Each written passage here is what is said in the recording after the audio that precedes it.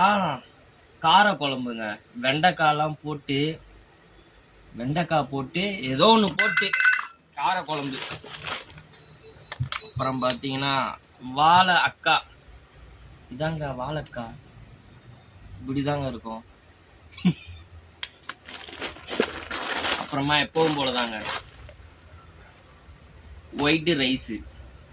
ஒயிட்டா இருக்குல்ல, அதனாலதான் இன்னைக்கு ஒரு புடி புடிச்சு சாப்பாட்டுல என்னென்னவோ உளுந்துருக்குது.